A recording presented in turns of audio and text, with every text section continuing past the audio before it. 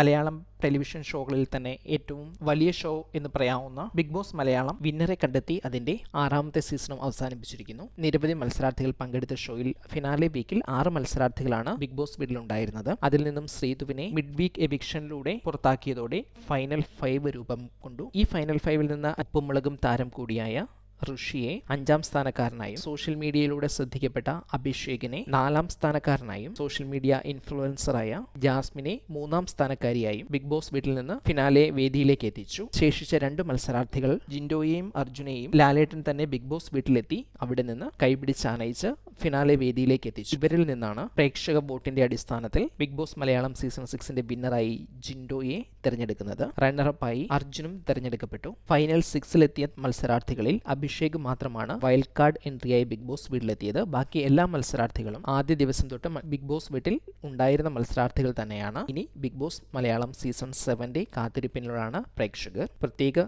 മാറ്റങ്ങളൊന്നുമില്ലെങ്കിൽ അടുത്ത സമ്മർ സീസണിൽ പുതിയ സീസൺ എന്ന് പ്രതീക്ഷിക്കുന്നു. മാത്രമല്ല ഇതിനിടയിൽ ഏതെങ്കിലും OTT സീസണുകളോ മറ്റേതെങ്കിലും സീസണുകളോ വരുമോ എന്നതും പ്രേക്ഷകർ കാത്തിരിക്കുന്നു. ഏതായാലും കഴിഞ്ഞ ഏതാണ്ട് 100 ദിവസത്തോളമായി ടെലിവിഷൻ പ്രേക്ഷകർ കൊണ്ടാടിയ ബിഗ് ബോസ് മലയാളം സീസൺ 6 ജിൻഡോയെ അതിന്റെ വിജയിയായി പ്രഖ്യാപിച്ചുകൊണ്ട് അവസാനിച്ചിരിക്കുന്നു.